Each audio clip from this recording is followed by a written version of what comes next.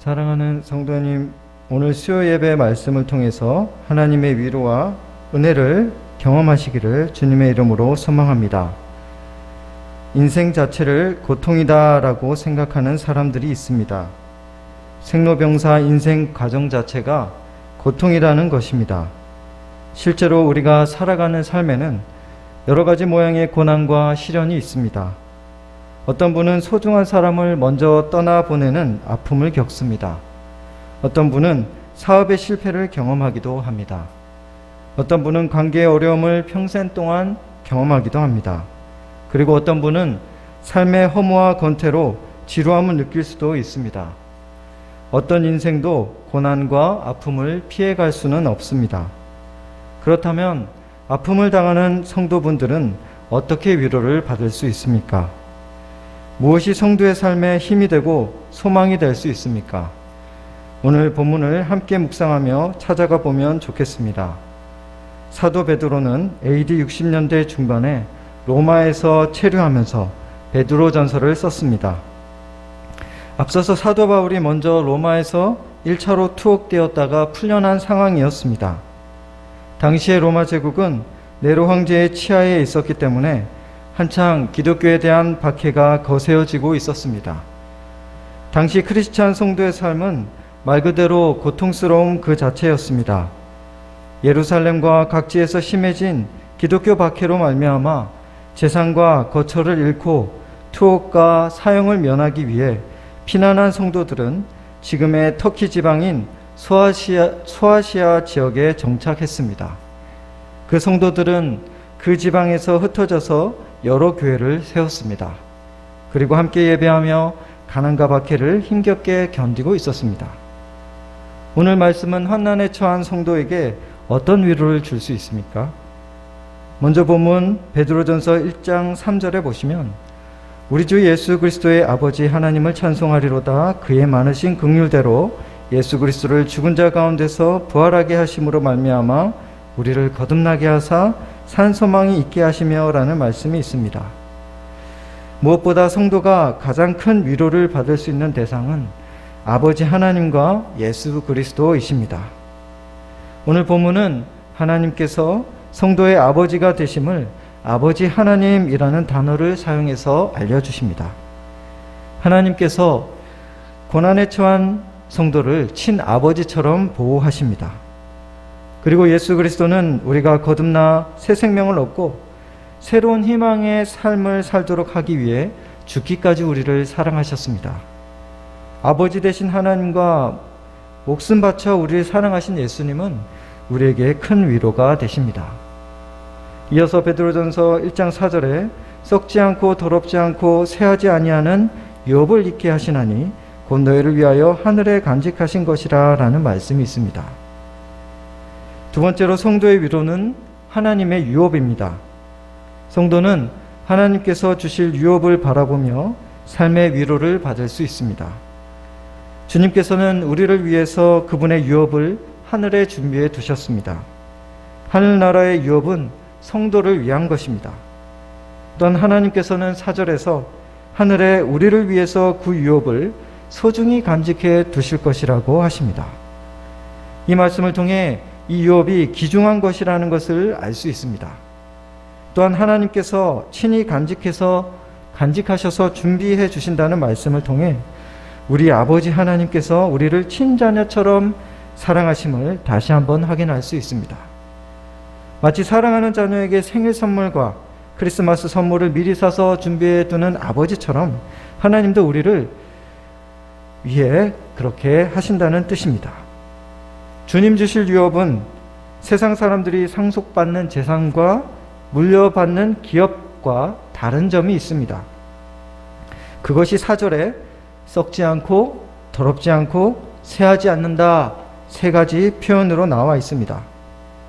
여기서 첫째 표현 썩지 않고, 헬라어에서 적의 공격에도 박탈당하지 않는 것을, 여기서 첫째 표현 썩지 않고는 헬라어에서 적의 공격에도 박탈당하지 않는 것을 뜻했습니다. 우리의 유업은 어떤 적의 공격에도 빼앗기지 않는 것입니다. 우리는 더 이상 대적의 공격과 경쟁자의 침탈을 걱정하지 않을 것입니다. 그리고 둘째 표현, 더럽지 않고는 악으로 오염되거나 얼룩지지 않았다는 뜻입니다. 우리가 받을 유업은 온전히 선한 것입니다. 우리는 그 유업을 즐거워하고 아름다움을 누리며 평안히 소유하게 될 것입니다. 그리고 마지막 셋째 표현, 새하지 아니하는 에서 새하다라는 단어는 자주 마르고 시들어가는 꽃을 가리키는 데 사용되었습니다. 땅의 유업은 결국 새하여 가지만 그리스도인의 영원한 유업은 부패하지 않을 것입니다. 베드로는 그리스도인들에게 어떻게 해야 그들이 당하는 어려움 너머로 그들의 영원한 유업을 볼 수 있는지 보여주고 있습니다. 유업의 내용은 무엇입니까? 유업의 내용은 생명과 의, 기쁨, 평안, 온전함, 하나님의 임재, 그리스도의 영광스러운 동행, 상급 등 하나님이 계획하신 모든 것이 하나님의 유업입니다. 이 모든 것이 우리 그리스도인이 받을 하늘의 유업으로 약속되어 보장되어 있습니다. 베드로는 성도들에게 고난을 당할 때에 그것과 반대되는 미래에 예비된 선하고 좋은 유업들을 바라보라고 권면하고 있습니다. 이어서 베드로전서 1장 5절 말씀에 너희는 말세에 나타내기로 예비된 구원을 얻기 위하여 믿음으로 말미암아 하나님의 능력으로 보호하심을 받았느니라 라는 말씀이 나옵니다. 먼저 보호하심에 대해서 생각해 보겠습니다. 택함 받은 성도를 위한 하나님의 선물 중에 하나는 보호하심입니다. 성도는 세상의 온갖 고초와 가난과 방황을 비록 현실 가운데서도 경험할 수도 있습니다. 그러나 하나님께서는 성도를 온갖 장애물들로부터 건지실 것입니다. 보호하실 것입니다. 그리하여 성도가 받기로 미리 정해진 구원을 얻을 수 있도록 하나님은 전능하신 능력을 친히 행사하실 것입니다. 그래서 마지막 심판날에는 구원이 성도에게 반드시 주어지게 되어 있습니다. 이러한 보호하심의 은혜는 이미 우리 성도에게 주어진 것입니다. 그래서 베드로는 성도들에게 그들이 하나님의 보호하심을 받을 것이라고 하지 않고 보호하심을 이미 받았다고 말하고 있습니다. 5절에 믿음으로 말미암아라는 구절도 있습니다. 성도가 믿음을 통해서 보호하심의 특권을 누리고 있습니다. 성도는 복음에 믿음으로 반응합니다. 그러나 사실 이 믿음도 하나님께서 공급해 주시는 것입니다. 하나님께서 힘을 공급해 주셔서 우리는 오늘도 주님을 믿을 수 있습니다. 우리가 구원을 받을 때 하나님은 믿음을 일으키셨고 지금도 계속해서 그것을 유지해 주십니다. 영원하신 하나님께서 믿음을 지켜주고 계시므로 우리가 구원받는 신앙은 영원한 것입니다. 그래서 앞으로도 절대로 없어지지 않을 것입니다. 그런 의미에서 5절에 우리가 보호하심을 받을 때 하나님의 능력으로 보호하심을 받는다고 되어 있습니다. 가장 높으신 능력을 하나님께서 가지고 계십니다. 주님은 전지하시고 전능하시며 가장 강력한 권력을 가지고 계십니다. 이러한 능력으로 우리의 구원과 유업을 보호하고 계십니다. 그리고 신자를 안전하게 보호하고 계십니다. 어떤 사람도 그리스도인의 부활을 훔치지 못합니다. 어떤 사람도 부활을 받을 우리 그리스도인의 자격을 빼앗아가지 못합니다. 이어서 베드로전서 1장 6절에 그러므로 너희가 이제 여러 가지 시험으로 말미암아 잠깐 근심하게 되지 않을 수 없으나 오히려 크게 기뻐하는도다 라는 말씀이 있습니다. 크게 기뻐하는도다. 이 말씀은 크게 기뻐하며 환희가 넘친다는 뜻입니다. 그리스도인들은 다양한 형태로 시험을 겪고 있습니다. 그리고 그 시험을 통해서 성도는 고통을 느끼고 근심합니다. 그리고 이러한 근심은 피할 수 없는 것입니다. 왜냐하면 우리가 당하는 고난에도 하나님의 선하신 목적이 있으며 하나님은 필요해서 우리에게 불가피하게 고난을 경험하도록 하시기 때문입니다. 그러나 그럼에도 불구하고 성도는 그 고통에 무너지지 않고 도리어 일어나 다시 크게 기뻐할 수 있습니다. 그 이유가 무엇입니까? 성도가 누리는 구원과 영원한 유업, 덕분입니다. 이 세상 것들에 기쁨을 두고 살아가는 사람들은 그 세상 것들이 사라지고 나면 더 이상 기뻐할 수 없습니다. 세상 것들은 사실 변하기 쉽고 일시적인 것들이 많습니다. 그래서 세상 환경에 기댄 채 살아가는 세상 사람들은 세상 풍파에 밀려서 일희일비할 수 있습니다. 그러나 성도는 다릅니다.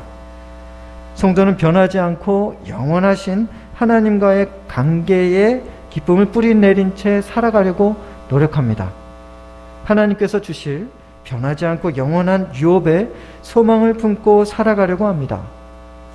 성도가 비록 세상 사람들처럼 똑같이 세상 소유들을 상실할 수도 있지만 성도는 그럼에도 불구하고 영원하신 하나님 아버지와 그가 주실 사랑과 영원한 생명과 상속될 유업을 잃지 않습니다. 그래서 성도는 세상 사람들처럼 현실의 실패와 상실에도 불구하고 극단적인 선택이나 죽음을 택하지 않고 다시 일어나 마음의 평온을 회복합니다. 왜냐하면 큰 상실과 시험에도 불구하고 성도는 여전히 가장 귀한 것을 소유하고 있으며 이것은 영원한 것이기 때문에 세상에 손해를 본다 해도 그것이 자신의 영원한 삶에 그리 큰 타격은 아니라고 여기는 마음이 있기 때문입니다. 심지어 때로는 그러한 마음이 확신으로 자리 잡을 때도 있습니다. 현실에서는 비록 고난을 당하고 잿빛 인생을 통과하는 성도라고 해도 그 현실 한가운데에서도 믿음이 강하게 일어납니다. 그래서 믿음이 확실해지고 확신이 됩니다. 여전히 나는 영원하신 하나님의 자녀이며 여전히 나는 존귀하신 하나님의 상속자이며 여전히 나는 영원한 생명과 가능성을 지닌 사람이다 라는 확신은 성도에게 어떠한 환경에서도 기쁨을 잃지 않도록 해줍니다. 이어서 베드로전서 1장 7절 말씀에 너희 믿음의 확실함은 불로 연단하여도 없어질 금보다 더 귀하여 예수 그리스도께서 나타나실 때에 칭찬과 영광과 존귀를 얻게 할 것이니라 라는 말씀이 나옵니다. 1장 7절 앞부분에서 베드로는 성도를 향하여 너희 믿음이 확실하다라고 말하며 성도를 안심시켜 줍니다. 성도가 구원을 받는 것은 하나님의 절대적인 능력 덕분입니다. 그러므로 성도가 구원을 잃을 일은 없습니다. 그리고 하나님께서는 성도의 믿음을 끝날까지 지켜주십니다. 그래서 마침내 성도는 마지막 날에 예수님을 뵙고 칭찬과 영광과 존귀를 얻게 됩니다. 이 사실은 매우 확실합니다. 이 사실을 베드로는 금에 비교하여 말합니다. 금은 매우 귀합니다. 마찬가지로 우리의 믿음도 매우 귀합니다. 금은 순수하게 정제되기 위해서 불로 연단을 하기도 합니다. 마찬가지로 우리의 믿음도 시련을 통해 단련됩니다. 그런데 다른 점이 있습니다. 금은 오래가는 고정 자산이지만 그럼에도 불구하고 닳거나 외부의 환경 변화와 열에 의해서 녹거나 조금씩 닳아서 없어집니다. 그러나 믿음은 그렇지 않습니다. 하나님께서 우리의 믿음을 지켜주시기 때문에 우리의 믿음은 닳아 없어지지 않고 녹아 사라지지 않습니다. 심판날까지 보존됩니다. 우리의 믿음은 금보다 오래갑니다. 믿음은 고린도전서 13장 말씀처럼 영원히 보존되며 영원한 구원을 이루어집니다. 그래서 믿음이 금보다 믿음이 더 귀합니다. 이어서 베드로전서 1장 8절 9절에 예수를 너희가 보지 못하였으나 사랑하는도다 이제도 보지 못하나 믿고 말할 수 없는 영광스러운 즐거움으로 기뻐하니 믿음의 결국 곧 영혼의 구원을 받음이라 라는 말씀이 나옵니다. 성도가 시험 가운데서도 기뻐할 수 있는 세 번째 이유는 성도는 구원을 받았기 때문입니다. 구원받은 그 사실 그 자체는 무엇과도 비교할 수 없는 유익입니다. 온 재산보다 더 중요한 것이 목숨입니다. 그리고 그 목숨을 영원토록 보장받는 것이 구원입니다. 온 재산보다 중요한 이 구원을 우리 주님께서 우리에게 주셨습니다. 어떤 고통도 지옥의 고통보다 클 수는 클 수는 없습니다. 어떤 기쁨도 천국의 기쁨보다 클 수는 없습니다. 구원받은 사람은 지옥의 고통에서 벗어났고 천국의 기쁨을 누리게 됩니다. 그러므로 성도는 구원을 통하여 가장 큰 유익을 받습니다. 이 귀한 구원을 예수님께서 주셨습니다. 가장 큰 유익을 성도는 예수님께로부터 받았습니다. 그래서 성도는 예수님을 비록 한 번도 얼굴을 뵌 적은 없지만 사랑할 수 있고 기뻐할 수 있습니다. 예수님이 우리에게 가장 귀한 것을 자기 자신과 함께 선물로 주셨기 때문입니다. 이어서 베드로전서 1장 10절에서 12절까지에서는 신약 성도가 받은 구원이 특별한 구원임을 말씀해 줍니다. 베드로전서 1장 10절에서 12절까지 이 구원에 대하여는 너희에게 임할 은혜를 예언하던 선지자들이 연구하고 부지런히 살펴서 자기 속에 계신 그리스도의 영이 그 받으실 권한과 후에 받으실 영광을 미리 증언하여 누구를 또는 어떠한 때를 지시하시는지 상고하니라. 이 섬긴 바가 자기를 위한 것이 아니요 너희를 위한 것임이 계시로 알게 되었으니 이것은 하늘로부터 보내신 성령을 힘입어 복음을 전하는 자들로 이제 너희에게 알린 것이요 천사들도 살펴보기를 원하는 것이니라. 신약 성도가 받은 구원은 구약의 선지자들이 예언하고 알고자 했던 특별한 구원입니다. 구약 성도들도 믿음으로 구원을 받았습니다. 그러나 그들에게는 아직 예수님이 오시지 않았었습니다. 신약 성도들은 예수님께서 성령으로 육체를 입고 이 땅에 오시고 사람들의 죄를 지시고 십자가에서 대신 죽으시고 부활하셨고 이를 믿는 자마다 구원을 받으며 부활하신 예수 그리스도와 함께 언젠가 영광을 누리게 될 것이라는 사실을 신약 성도들은 알았습니다. 구체적으로 예수님께서 어떻게 구원을 이루셨는지를 알고 믿을 수 있었습니다. 그러나 과거의 구약 성도들은 그렇지 못했습니다. 그들은 자신의 시대까지 알려진 하나님의 계시를 믿음으로 구원을 받았습니다. 구약의 선지자들은 어떻게, 언제, 어떤 시기에 예수님이 메시아가 오셔서 구원을 이루실지를 깊이 연구했습니다. 그리고 이 연구는 결과적으로 신약 성도들에게 보탬이 되었습니다.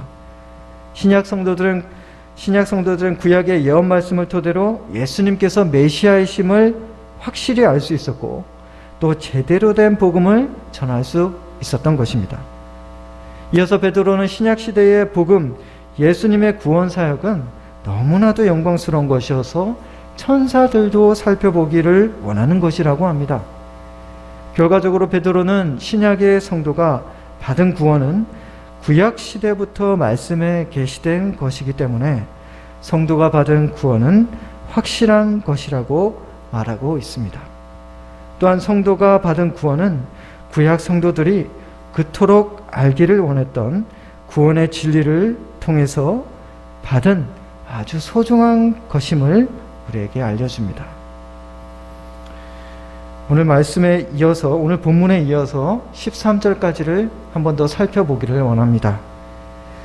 13절에 제가 다시 읽어드리겠습니다. 그러므로 너희 마음의 허리를 동이고 근신하여 예수 그리스도께서 나타나실 때에 너희에게 가져다 주실 은혜를 온전히 바랄지어다. 여기서부터 베드로가 성도에게 적용하는 구절이 나오기 때문에 제가 한 번 더 읽어드렸습니다. 이제까지 고난에 처한 성도들을 위로하고 또한 격려하고 칭찬하던 베드로는 이제 교회의 성도들에게 도전합니다. 그는 너희 마음의 허리를 동이라고 합니다. 고대의 풍습에는 급하게 움직여야 할 때 겉옷을 모아서 묶었습니다. 베드로는 성도들에게 마찬가지로 자신의 허리를 묶고 동이어서 느슨해지는 마음을 잘 단속하라고 말합니다. 또한 성도는 세상에 무작정 안주할 것이 아니라 하나님이 주실 미래의 은혜에 집중해야 한다라고 말합니다. 베드로는 성도에게 마음을 잘 챙겨야 한다. 깨어 있어야 한다. 정신을 차려야 한단다라고 너의 희망을 예수의 나라에 주실 은혜에, 너의 희망을 예수의 나라에 주실 은혜에 온전히 고정시켜라 라고 권면하고 있습니다. 그런데 이 명령은 따로따로 떨어진 명령이 아닙니다. 잘 보시면 앞에 두 가지 동사가 나오고 뒤에 세 번째 동사가 나옵니다. 앞에 동사는 허리를 동이라 근신하여 이고 뒤에 동사는 바랄지어다 입니다. 뜻을 잘 생각해 보시면 허리를 동이고 근신하여서 결과적으로 바랄지어다, 허리를 동이고 근신하여서 결과적으로 바라야 한다, 무언가를 바라는 상태가 되어야 한다라는 뜻으로 말하고 있음을 알고 있습니다. 알 수 있습니다. 앞에 두 동사, 두 행동은 수단이고 뒤의 행동이 결과입니다. 즉 성도는 마음을 단속하고 깨어나야 하며 이러한 마음의 상태를 통하여 결과적으로 어떻게 해야 됩니까? 깨어나고 또 자기의 마음을 단속해서 어떻게 해야 됩니까? 예수 그리스도께서 마지막 날에 가져다 주실 그 은혜, 그 은혜를 온전히 바라볼 수 있어야 한다라고 말하고 있습니다. 주님께서는 고난에 처한 성도에게 많은 위로를 주셨습니다. 첫째, 아버지 하나님 그리고 구원자 예수 그리스도이십니다. 둘째, 썩지 않고 더럽지 않고 새하지 아니하는 유업입니다. 셋째, 영혼의 구원입니다. 이러한 위로는 세상의 것들과 달리 영원하며 무한한 가치를 지닙니다. 그렇다면 많은 위로의 선물을 받은 성도가 해야 할 일은 무엇입니까? 성도는 주님께서 주신 위로의 약속을 온전히 바라볼 수 있어야 합니다. 자주 묵상할 수 있어야 합니다. 왜냐하면 성도는 베드로전서 1장 1절에 나오는 말씀처럼 현실을 살고 현실을 지나가는 나그네이기 때문입니다. 성도는 이 세상에 속하지 않고 결국에는 더 나은 본향으로 향하는 나그네이기 때문에 잠시 있는 세상보다 주님께서 약속하신 영원한 나라를 사모하며 걸어갑니다. 우리가 이 말씀을 실천할 때 유의해야 할 점 한 가지를 살펴보고자 합니다. 1세기 당시에 초대교회 성도들은 하나님께서 주신 위로와 소망을 바라보았습니다. 그들은 박해의 현실 가운데서도 그와는 반대되는 것을 보았습니다. 현실은 비록 가난했지만 그들은 부요한 유업을 소망하였습니다. 비록 죽음이 코앞에 있었지만 저 멀리 영원한 생명을 바라보았습니다. 이처럼 성도는 현실이 참혹할 때, 더 이상 현실에서 소망을 찾을 수 없을 때 하나님이 주신 약속을 바라봅니다. 하나님 주신 약속을 피난처로 삼을 수 있습니다. 고난에 처한 성도는 이렇게 현실을 넘어 현실과 반대되는 변치 않는 주님의 위로를 바라볼 수 있습니다. 그러나 때로는 현대를 살아가는 성도에게 세상 현실이 때로는 매우 아름답고 좋고 황홀하게 보일 수도 있습니다. 이럴 때는 어떻게 해야 합니까? 원리는 비슷합니다. 성도가 극심한 어려움에 처했을 때 성도는 그것에 반대되는 하나님의 약속을 바라봅니다. 그러나 하나님의 은혜와 축복이 이 세상을 통하여 우리에게 주어졌을 때는 그것과 비슷하지만 훨씬 더 좋은 하나님의 약속을 바라볼 수 있습니다. 예를 들어 이 땅에서의 예배가 우리에게 위로를 줄 때가 있습니다. 그때는 그와 비슷하지만 훨씬 더 좋은 천상에서의 예배를 떠올려 봅니다. 이 땅에서 드리는 예배가 은혜가 된다면 천상에서 하나님을 뵙고 빛나는 성도들과 함께 드리는 예배는 얼마나 더 기쁘겠습니까? 이 땅에서의 성도의 교제가 우리에게 위로와 도전과 기쁨이 될 때가 있습니다. 이럴 때는 그것과 비슷하지만 훨씬 더 좋을 천상의 교제를 떠올려 봅시다.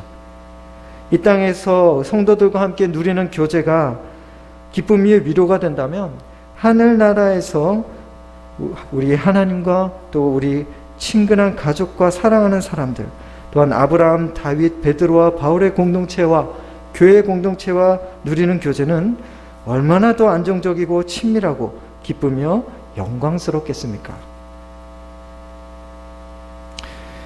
마찬가지로 이 땅에서의 교회가 드리는 찬양과 예배당의 경건한 분위기가 우리에게 평안을 준다면 천상에서 온 세계의 성도가 드리는 화음과 새 예루살렘의 황금빛은 얼마나 우리에게 희락이 되겠습니까? 이 땅에서 내 삶의 자리인 가정과 직장과 소유를 통해서 하나님의 선하신 뜻을 드러내며 작은 일에 충성하여 큰 보람과 기쁨을 누릴 수 있다면, 미래의 천국에서 주어질 큰 일을 통하여 하나님께 열매를 드린다면 얼마나 더 보람이 넘치겠습니까?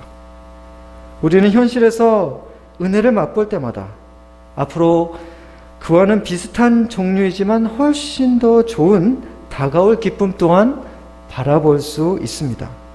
현실에서 선하고 좋은 축복을 받을 때마다 우리는 하나님께서 창조해 두신 동일하신 하나님께서 동일하게 창조해 두신 하늘에 더 좋은 것을 떠올릴 수 있습니다.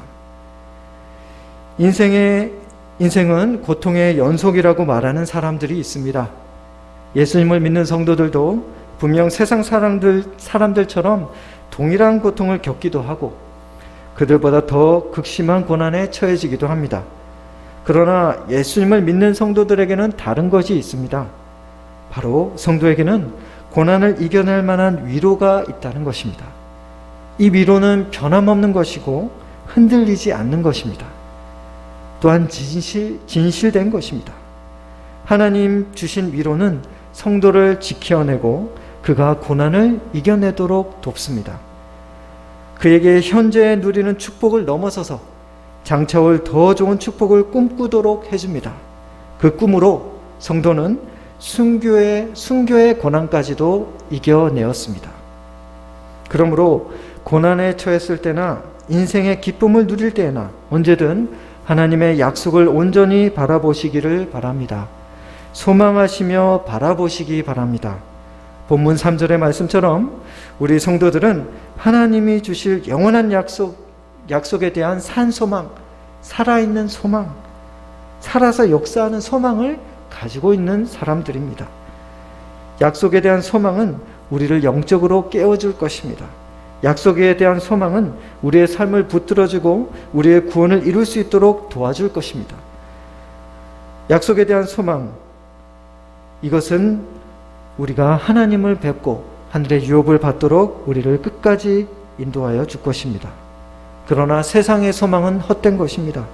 세상의 소망은 언젠가 사라지게 될 것이고 그것을 추구하는 사람들은 그 헛된 소망과 함께 허무와 절망 가운데 빠지게 될 것입니다. 그러므로 구원자 예수 그리스도만 소망하시기 바랍니다. 아버지 하나님만 바라보시기 바랍니다. 영원한 성도의 유업을 바라보시기 바랍니다. 영원한 구원을 더욱 소망하시기를 바랍니다. 이 소망을 추구하는 자들은 고난을 이겨내고 하나님과 함께 마침내 영원한 복락을 누리게 될 것입니다. 그러한 은혜를 받으시는 모든 성도님들 되시기를 주님의 이름으로 부탁을 드립니다.